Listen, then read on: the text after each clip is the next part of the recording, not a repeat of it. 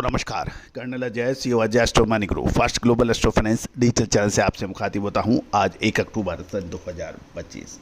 दोस्तों Ajay astro money group देश का पहला चैनल है जो 42 कमोडिटीज़ 5 मार्केट पर लगातार अपडेट और विश्लेषण आप तक प्रस्तुत करते हैं।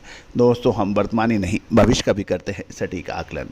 खाद्य तेलों के व्यापार में हमेशा से उतार चढ़ाव एक प्रश्न बना हुआ है। ग्लोबल स्तर पर चाहे सिंगापुर हो, इंडोनेशिया हो, मलेशिया हो, अर्जेंटीना हो, ब्राज़ील हो, अमेरिका हो, चाइना हो, जो सटीक विश्लेषण कर रहा है ऑयल का, ऐसी कोई पद्धति नहीं है जो भारतीय पद्धति का मुकाबला कर सके। टाइमिंग ऑफ द इवेंट भारतीय अनुसंधान पद्धति में सबसे अहम रोल अदा करता है और फंडामेंटल एनालिसिस का जब उसमें संगम हो जाता है तो अद्भुत चमत्कारी रिजल्ट देने के लिए वो हमेशा से ही जाना जाता है। आज दोस्तों Singapore, Malaysia, Indonesia, Argentina, Brazil जैसे देश भारतीय अनुसंधान पद्धति यानी इंडियन सिस्टम ऑफ एनालिसिस की तरफ देख रहे हैं और उसको अपना रहे हैं। दोस्तों आप भी अपना सकते हैं यदि आप स्टॉकिस्ट हैं, होलसेलर्स हैं या फिर मिलर्स हैं, प्लांट होल्डर्स हैं या इंपोर्टर या एक्सपोर्टर्स हैं। सहयोग राशि अदा करने पर आपको इन अद्भुत चमत्कारी अनुसंधान पद्धति का फ़ायदा मिल सकता है। खबर निकल के आ रही है कि बार्गेन बाइंग से पाम ऑयल फ्यूचर्स में हल्की मजबूती देखी जा रही है, लेकिन बढ़त अभी सीमित है। जानिए पूरी रिपोर्ट विस्तार से बुर्सा मलेशिया डेरिवेटिव एक्सचेंज से।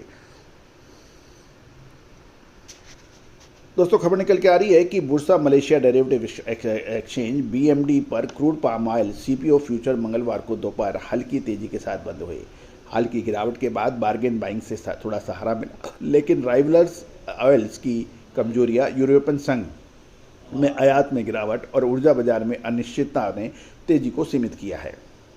मोटे तौर पर देखें तो बेंचमार्क दिसंबर 2025 कॉन्ट्रैक्ट 17 रिंगिट बढ़कर 4,369 रिंगिट पर बंद हुआ, जिससे 4337 से 4382 रिंगिट के बीच में कारोबार देखने को मिला। नज़दीक कॉन्ट्रैक्ट्स में ज़्यादा मजबूती दिखाई दी, यानी अक्टूबर कॉन्ट्रैक्ट में 32 रिंगिट बढ़े और ये 4337 रिंगिट रहा। नवंबर रिंगिट में 13 रिंगिट की बढ़त रही, 4337 रिंगिट हुई और जनवरी में 11 रिंगिट ऊपर होकर 4387 रिंगिट पर बंद होने के समाचार हैं। स्पॉट मंथ कॉन्ट्रैक्ट्स में कुछ ज़्यादा मजबूती की खबर है, जो कि नज़दीक मांग और स्प्रेड एडजस्टमेंट को भी दिखा रहा है। हालांकि कुल मिलाकर स्टॉक्स अभी भी सफिशिएंट यानी पर्याप्त माने जा रहे हैं। राइवलर्स ऑयल जैसे सोया ऑयल है, सीबॉट में दिसंबर सोयाबीन ऑयल 0.26 सेंट गिरकर 49.23 सेंट प्रति पाउंड पर आ गए। अमेरिकी हार्वेस्ट प्रोग्रेस और चीन की कमजोर मांग से दबाव बना। चीन के दलियन कमोडिटी एक्सचेंज पर जनवरी सोयाबीन ऑयल 14 युआन गिरकर 8,140 युआन प्रति टन और पाम ऑयल 6 युआन नीचे गिरकर 92 से 28 युआन प्रति टन पे बंद हुआ। दोस्तों मैं जैसे कि हम आपको अक्सर कहते हैं कि चीन बहुत ही रणनीति के मामले में खाद्य तेलों में अपनी चाल सबसे पहले चलता है। उसने अर्जेंटीना से बड़ी मात्रा में सोयाबीन और सोया ऑयल का आयात किया, जिससे आगे आने वाले मंथ के अंदर उसको कहीं परेशानी ना बैठे। अमेरिका और चाइना यानी चीन के बीच जो टैरिफ वॉर चल रही है या ट्रेड वॉर है, उसके अंदर चीन ने अपनी पोजीशन अभी कंफर्टेबल बना रखी है, तो अतिरिक्त मात्रा में उसने भंडारण किया हुआ है। अभी आपको याद होगा अर्जेंटीना ने $7 अरब तक की टारगेट हासिल करने के लिए अपने सारे टैक्स हटा दिए थे और आपको ताज्जुब होगा 2 दिन के अंदर भी $7 बिलियन का एक्सपोर्ट का लक्ष्य अर्जेंटीना ने हासिल किया था, जबकि उसने 31 अक्टूबर तक का समय रखा था।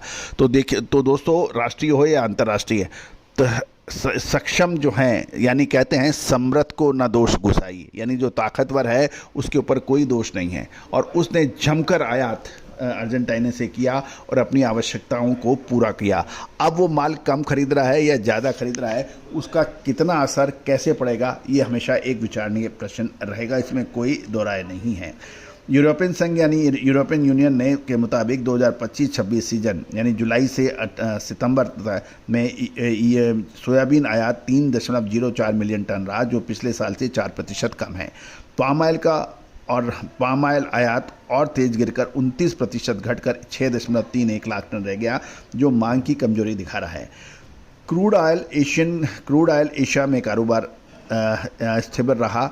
WTI नवंबर क्रूड 16 सेंट बढ़कर 62.53 डॉलर प्रति बैरल और ब्रेंट क्रूड $67 प्रति बैरल पर स्टेबल देखने को मिला, क्योंकि इन्वेस्टर्स ने ओपेक प्लस की नवंबर उत्पादन नीति और अमेरिकी स्टॉक स्तर के संकेतों का अभी है इंतजार। मिड डे पर रिंगिट डॉलर के मुकाबले 4.21 पर स्टेबल रहा और CBOT soya oil BMD palm oil spread घटकर अब $48 प्रति टन हो गया है। दोस्तों, हाल की गिरावट के बाद बार्गेन हंटिंग से पाम ऑयल को सहारा मिला है, लेकिन राइवल्स ऑयल जैसे सोयाबीन वगैरह की चीन की सूक्ष्म मांग, EU आयात की गिरावट सेंटीमेंट को दबाव में रखे हुए है। बाजार की नज़र अब अक्टूबर एक्सपोर्ट ट्रेड और ओपेक प्लस की नीति पर देखी जाएगी। तो दोस्तों, ये सभी जानकारियाँ आपको आज एस्ट्रो मनी गुरु के जरिए प्रोवाइड की जा रही है। अगले 15 दिन खाद्य तेलों के लिए बहुत महत्वपूर्ण साबित होंगे। आपको याद होगा, लगभग एक हफ्ते पहले हमने आपको 10 दिन पहले चेताया था, उसके बाद तेज़ गिरावट खाद्य तेलों में देखी गई थी। दोस्तों, क्या ये नीचे खरीदने का समय है या फिर और बड़ी गिरावट इंतजार कर रही है?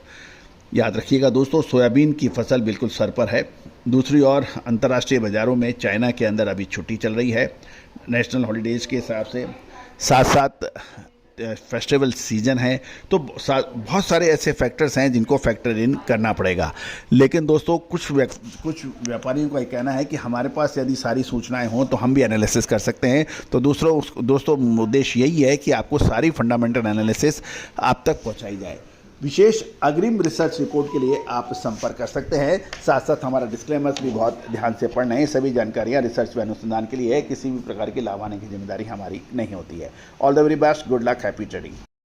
सोनाक्षी की रसोई में आज की स्पेशल गेस्ट है मौसमी चैटर्जी जी। ये जी नहीं, मौसमी आंटी। ओके आंटी मौसमी, तो आज आप क्या बनाएंगी? मैं क्यों बनाऊं? मैं तो गेस्ट हूँ, आप बनाओ, हम खाएंगे। एक्टिंग में तो हिट हो, अब खाना बनाओ सुपर हिट। ठाट से बनाऊंगी खाना, है ना द बेस्ट एवरीडे मसाला। आओ बनाते हैं मसालेदार छोले। छोले हर रोज के करी में एवरीडे मसाले, शाही बिरयानी में स्वाद का जायका। पटल पोस्तो और शुष्य इलिश भापा।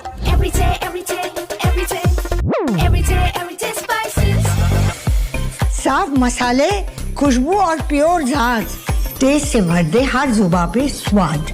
एवरीडे मसाले, देश का स्वाद।